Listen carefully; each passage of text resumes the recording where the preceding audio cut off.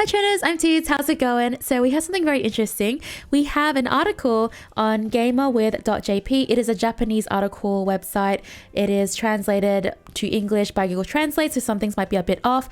But the person who wrote this article has apparently played Leafeon at an event, and they're going to explain what Leafeon does. So the passive is really interesting. I read a little bit about the passive, not fully, but I'll go through that with you.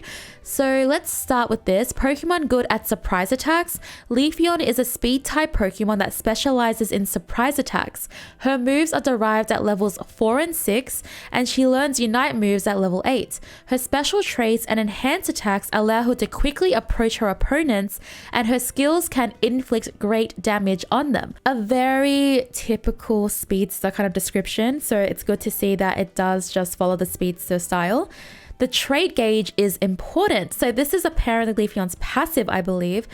It says here, when you're not in the grass, the gauge builds up. When the gauge is full, the movement speed is increased.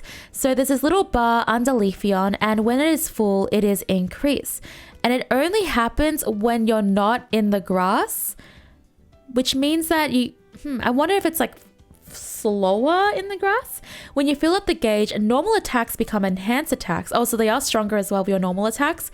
If you use a powerful attack, you will get closer to the opponent. Therefore, it becomes easier to hit the opponent with the technique. Basically, it's important to fill up the gauge and act when using Leafeon, as it uses powerful attacks to get closer to the opponent. It's really cool to have a movement speed base gauge. I wonder if I don't know, maybe you can do something fun with like Floatstone or something, because that gives you movement speed as well, or like a movement speed emblem build. Sounds really fun. I actually really want to try that. All right, so moving on to the Unite technique is a ranged attack that hits every time.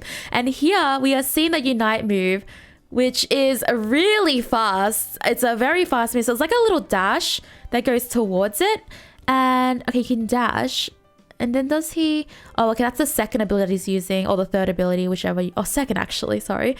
So the Unite move, Emerald Double Beat, pounces on the target, dealing damage and slowing their movement speed.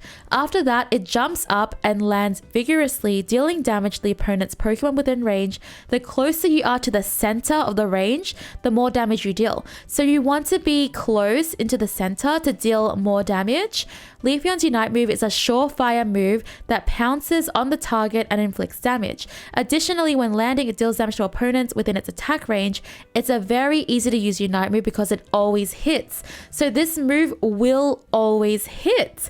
That is so interesting. So it always will go on a Pokemon and will always hit. It seems Leafeon is very beginner friendly, so it doesn't seem like a very complicated Pokemon so far. Then we have the introduction of Leaf Cutter plus, I'm not sure what this is, a combination that emphasizes mobility.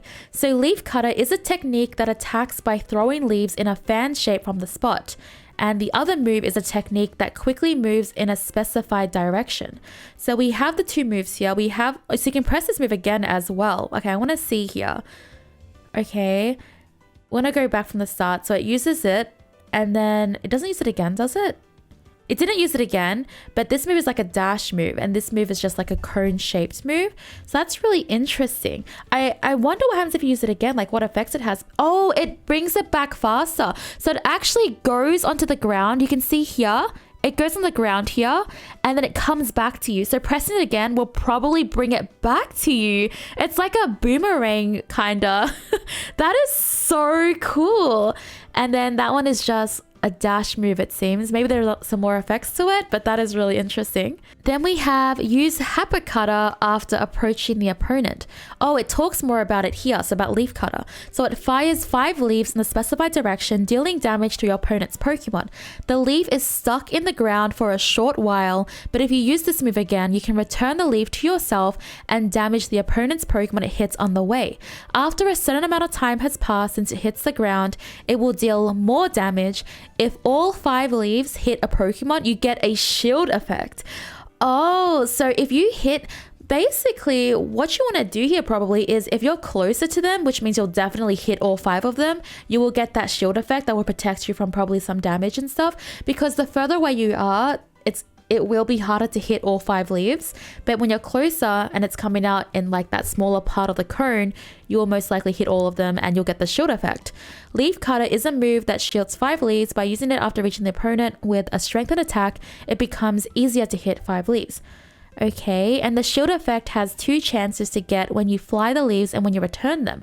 Oh, okay, so if you miss hitting all 5 in the beginning, but when you return them, you can actually get that shield again. So if basically what you want to do is you want to return them when you're closest to the target, so then all 5s when coming back to you will hit.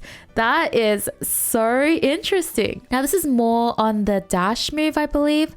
So it's Swallow Replacement. It slashes with a quick movement, inflicting damage to the opponent's Pokemon, increases the damage of your next normal attack after using this move.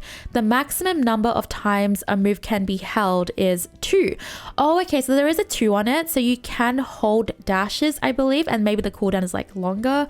It is a move technique that can be held twice. After using Leaf Cutter, it is useful to adjust the position of the leaf and the opponent. Oh, I see what you mean. So like maybe you can dash somewhere else and then bring the leaves back. Also, by leaving 1 out of the 2 times unused, it will be easier to escape when the enemy suddenly approaches, which is a really good tip. So if you want to use it to get into the fight and then save the other one to get out, that is very, very useful. And then we have the introduction of Solar Blade plus Leaf Blade type, a combination that emphasizes combat ability. Solar Blade deals a lot of damage and is very powerful. Also, if the Leaf Blade hits, you can fill up the gauge. It is an offensive combination that quickly activates Solar Blade by building the gauge with Leaf Blade. Solar Blade is a move that I think looks so cool. So it's such a long ranged move and it does a lot of did you see that damage? So Leafeon like puts into the air and then dashes into with that big circle ability, which is crazy cool. Solar Blade is a powerful ranged attack. So when you use this move, the sword begins to fill with light. If you use this move again after you begin to fill it with light, you will swing your sword down in the specified direction, dealing damage to your opponent's Pokemon.